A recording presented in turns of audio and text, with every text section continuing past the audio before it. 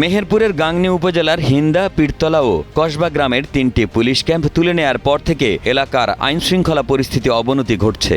আতঙ্কে দিন কাটাচ্ছেন এলাকার হাজারো মানুষ। ক্যাম্পগুলো পুনরায় চালুর দাবি জানান এলাকার বাসিন্দারা। 1990-এর দশকে চরমপন্থী অধ্যুষিত এলাকা হিসেবে পরিচিত ছিল মেহেরপুর।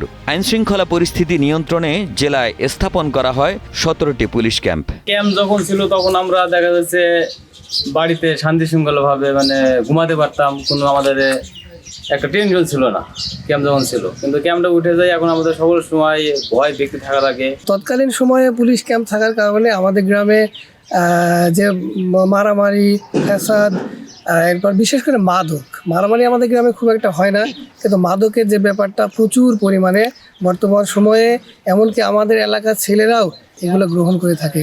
আমরা টাকা পয়সা নিয়ে রাস্তাঘাটে সন্ধ্যার পরে চলতে পারি না। রাত হয়ে গেলে আমাদের জীবনে যেন দুর্বিশ্বর ছায়া চলে আসে।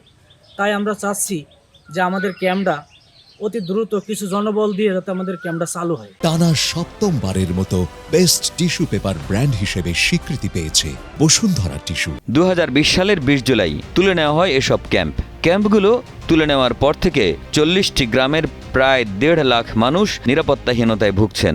আমি মনে করি এই ক্যাম্প দুটো যদি এখানে আবার পুনর্বহন করা যায়, তাহলে ছিনতাই, ছোটখাটো চুরি এবং আমাদের মাদকের যে প্রসার, এই প্রসার থেকে আমরা অনেকাংশেই নিয়ন্ত্রণ করতে সক্ষম। পরিস্থিতির গুরুত্ব বিবেচনা করে মেহেরপুর জেলা পুলিশ ইতোমধ্যে ক্যাম্পগুলো পুনরায় চালুর সুপারিশ করে ঊর্ধ্বতন কর্তৃপক্ষের কাছে চিঠি দিয়েছেন। তো চরমপন্থী অধ্যুষিত এলাকা হিসেবে মেহেরপুর জেলার আইন শৃঙ্খলা পরিস্থিতি এবং সার্বিক নিরাপত্তা নিশ্চিতকরণের লক্ষ্যে আমরা এই মুহূর্তে ফিল করছি যে এই দুটি অস্থায়ী ক্যাম্পকে প্রত্যাহার করা ক্যাম্পকে যদি নতুন করে চালু করা হয় এবং স্থায়ী করা হয়, তাহলে জেলার আইন শৃঙ্খলা পরিস্থিতি এবং সার্বিক নিরাপত্তা নিশ্চিত করা সহজতর হবে।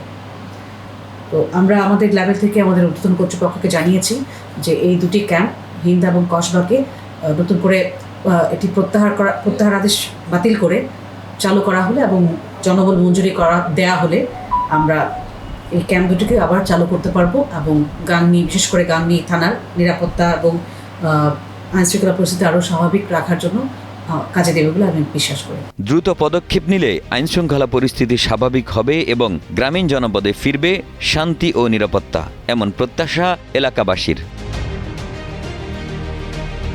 একে আজাদ, কালের কণ্ঠ।